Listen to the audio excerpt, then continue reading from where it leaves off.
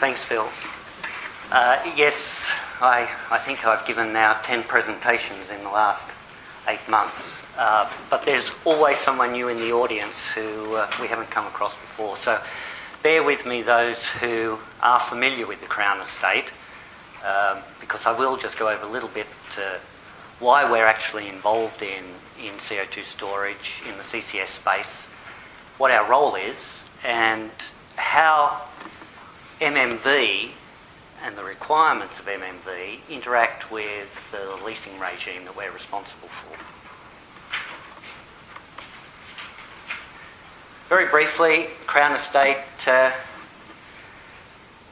grew out of a deal between George III and the government in 1760, where he renounced the direct income from the Crown Estate assets in return for what was the civil list, which has recently been changed by the government. The Crown Estate manages £7 billion valued portfolio, which traditionally has been primarily rural and urban real estate. And I'll come on to what's changed in recent times. And over the last 10 years, the Crown Estate has paid almost £2 billion to the Treasury. So the income earned from the Crown Estate assets goes to the Treasury. It doesn't go to the monarch. We have recently reorganised the Crown Estate's portfolio to enable us to focus specifically on energy and infrastructure in the offshore area on the UK continental shelf. And this is our vision statement here. You can read it for yourselves, but essentially what the Crown Estate, as the owner of energy and infrastructure assets, wishes to do is to facilitate the implementation of government policy on the one hand, and to, for our own purposes, facilitate the commercialisation of the assets we own on the other. The both being interlinked because the greater the commercial return on the assets, the more money goes into Treasury. Our key sectors now are focused on offshore wind. As the rights owner of the seabed, we lease all of the offshore wind zones, and in some cases we co-invest to facilitate wind farm construction and development of new technologies. We're into marine energy, wave and tidal, natural gas storage as the owner of storage rights beneath the seabed, CO2 transport and storage, and minerals, pipelines and cables, which interestingly enough interact with and overlap some of the energy activity. Why does the Crown Estate have storage rights, and what are they? Well, within the territorial limit, so in UK territorial waters, the Crown Estate owns the seabed, and under normal property law is a rights owner of both the surface and the subsurface resources. But this excludes oil, gas and coal, which are governed by the state under different regulations and legal regimes. On the UK continental shelf, in the economic zone, we have in 2008 been granted the rights for what's called UK gas importation and storage. The importation meaning that if someone, for example, were to wish to put a floating LNG receiving terminal, regasification terminal offshore, they would come to us for a lease. So we're the owner of that right. We're also the owner of the storage right, which actually, just as a matter of clarification, means that we don't own the rock, we don't own the pore space. The specific asset that the Crown Estate does own is the right to put stuff in it. So that also creates some interesting legal issues under property law and other sorts of legislation. So just finally, through the introduction, the Crown Estate actually has been leasing the Centrica Rough Field since 1983. So it's not that this is a new activity, but it's one that hasn't had a lot of development going on until recent times. Now, I have shown this before at IMECE, but I think this is very important when it comes to the discussion today. Generally speaking, the UK storage licensing and leasing regime derives its rules and regulations from the European Union directive on the one hand, and on the other hand from this vesting of property rights in the Crown Estate. So as we go through the various phases of an offshore storage project, because at this point in time there is no onshore storage regime in the UK, the two green lines show what are required under UK regulation. So these are a storage licence and a storage permit spanning those particular phases of a project. Where the Crown Estate fits in is that side by side with those regulatory instruments, a developer requires, firstly, what we call an agreement for lease. This is essentially an option. Once you've got this option, you can do certain things, and if you've got your storage licence, you can drill wells, you can explore, you can penetrate the surface and do things in your subsea formations. But in order to then progress to the construction and operation of your storage site, you need a lease, and that lease coexists both with the other two regulatory instruments, the licence and the permit.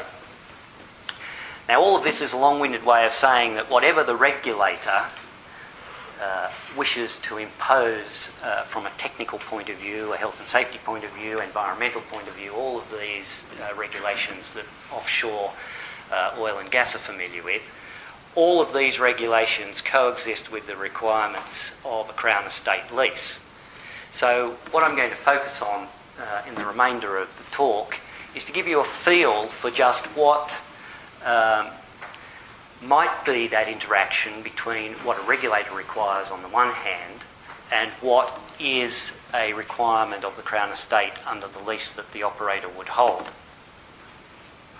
But before I do that, just to summarise, and again I've used this before, the Crown Estate lease is not about double regulation. So we have minimised the terms and conditions of the lease when it comes to what we would consider regulatory burden or overlapping with regulations from the various authorities. And we do not impose further financial securities on the storage operator. So the thorny issue of an operator having to stump up the financial security to cover leakage liabilities under the EU directive and UK law is not something that we then add to in a Crown Estate lease. So in simple terms, what it does do is it gives the exclusive right to the leaseholder, to the storage developer. And in that context, it is essentially a landlord-tenant contract.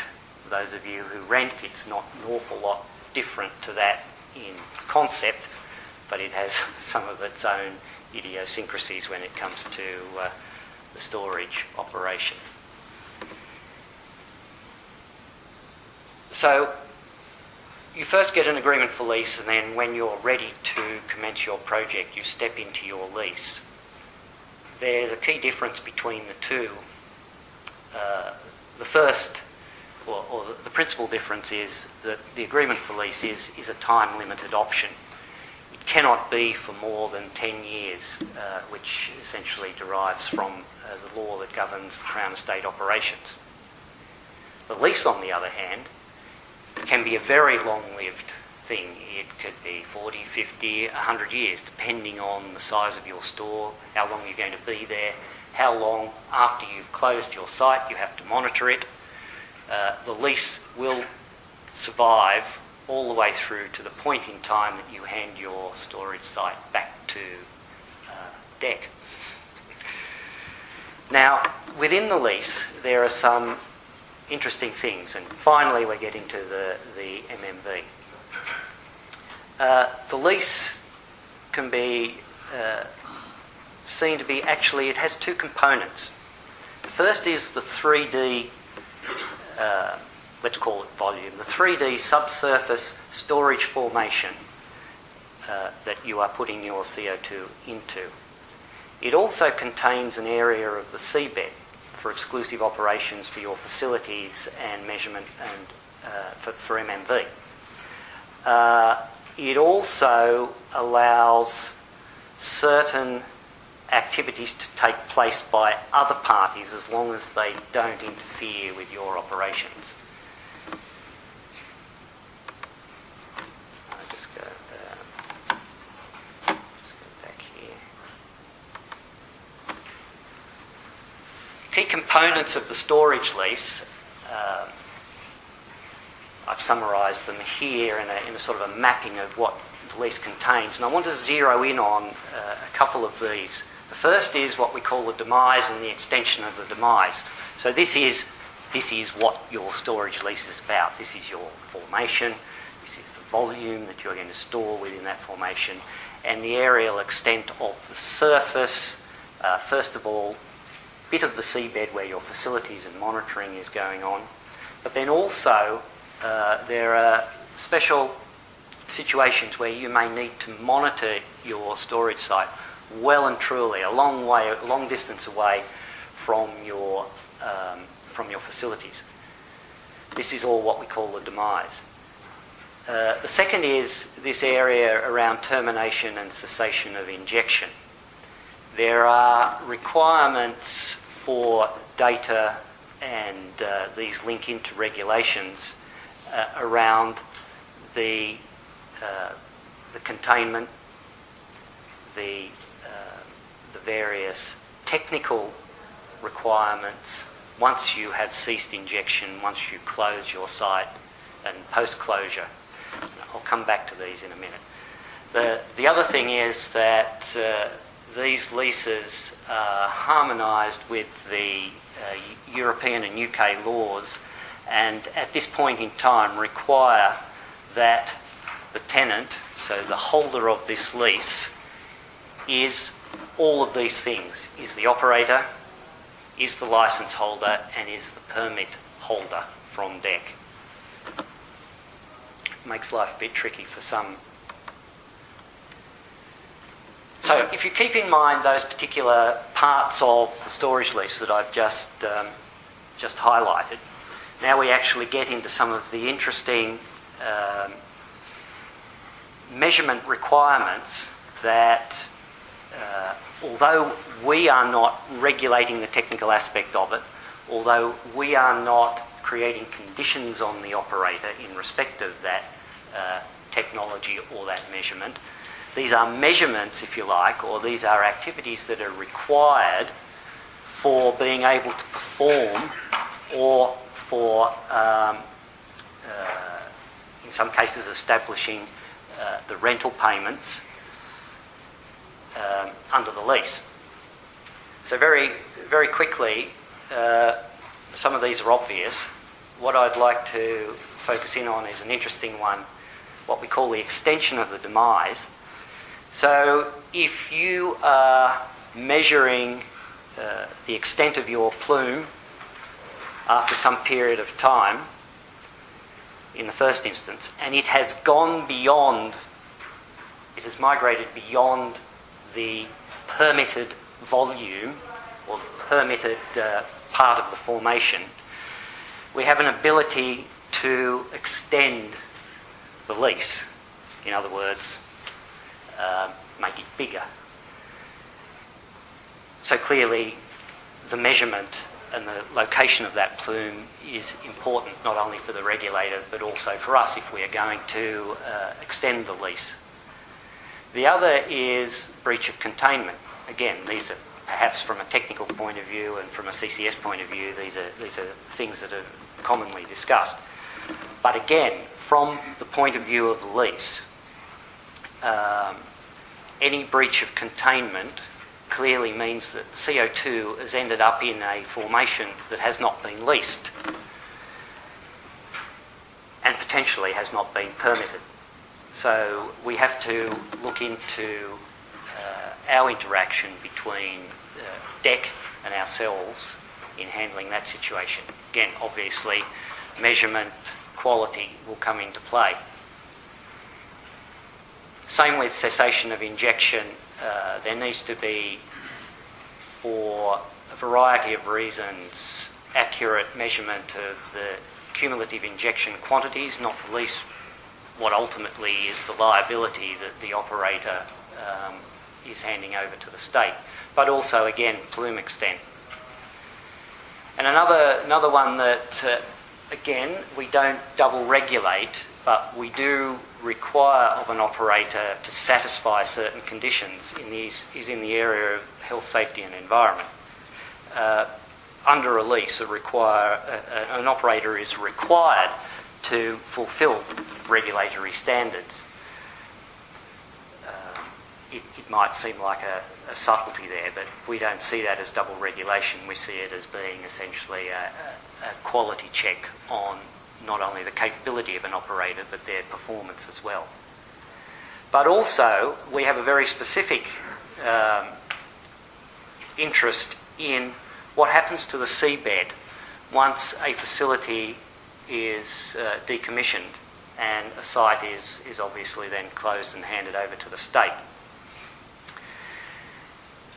The seabed condition is important for us because other activities can come along after CO2 storage and with a requirement to rent the seabed, to lease the seabed. And so we require the seabed condition to be to satisfy certain conditions. The other aspect of Crown Estate leasing is that not every site is the same. And I've got here just sort of some generic scenarios that we have taken into consideration in developing our leases in conjunction with, in fact I should say that when the first agreement for lease and lease were developed, they were developed in conjunction with DEC as the DEC regulations were being developed in the transposition of the European Union directive. So we feel that we've got quite a good dovetailing between lease requirements and regulatory requirements. Again, I'd just like to point out a couple of interesting things here that exercise our mind.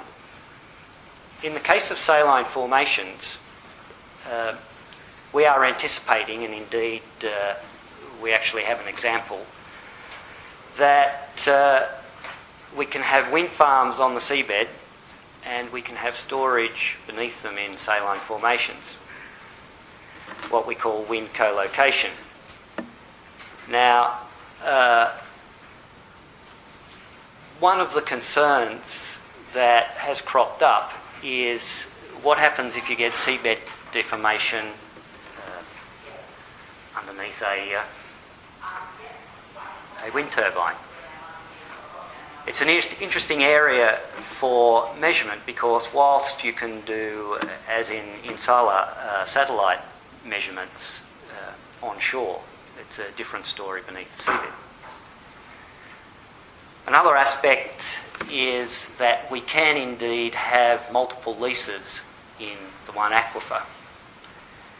So nominally, I suppose you can think of it as a bit like unitisation on the one hand, but if you had a big enough aquifer and you divided it up into 2 or 3 or more injection facilities with different operators, we would be very concerned that the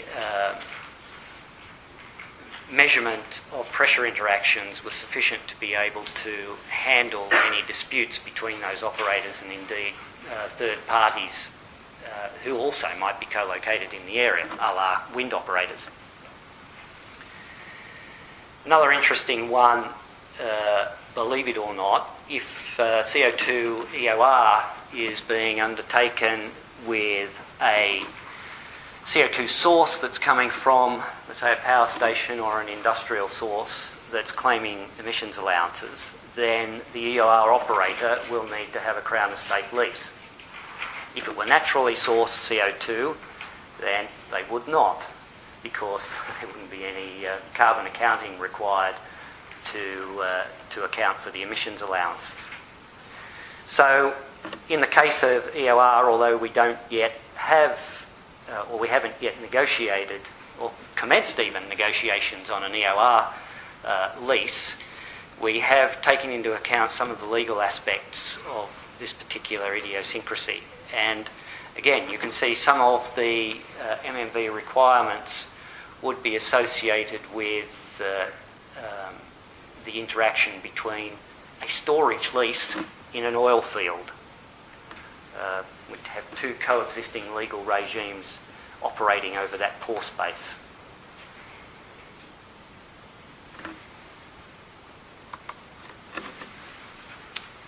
And I thought finally what I would do would just come back to this issue of coexisting rights for different commercial activities. Because the Crown Estate is the rights owner, is effectively the owner of the seabed, and for storage activities, in this case, what's happening beneath the seabed, we can in principle allow coexisting commercial activities. I've already mentioned wind farms and storage beneath the surface, but we also have minerals, dredging activity, and pipelines, cables. We're looking at, in fact, there's been a lot of work done on offshore transmission network that essentially will create a network of transmission cables between wind farms on the continental shelf and bring those into shore. Whole bunch of things that require what we call spatial planning. But it does actually result in some challenges for the CO2 storage industry when it comes to monitoring some of these. And if we go back to my example of a wind farm sitting on top of a saline formation storage site, there's these three key areas that will need to be considered in further development of whether it's seismic technology or indeed potentially others, whether it's measurements for seepage, ground swell, deformation, all of these sorts of things. The first is access. If you've got wind turbines on a 1 kilometre grid spacing, you have to think about the manner in which you can actually get in amongst that wind farm and do whatever measurements it is that you wish to do. I have here also interference. You might have, even if there is no wind farm, you might have measuring equipment on the seabed that is damaged by fishing, for example. And the third area, data acquisition itself. Can you still obtain the same quality of data? Again, for example, if we take seismic acquisition in amongst the wind farm, there's a lot of vibration at the surface that has to be filtered out, of course, for any seismic acquisition. So these are things to keep in mind from a practical point of view when it comes to MMV on the continental shelf. Thanks.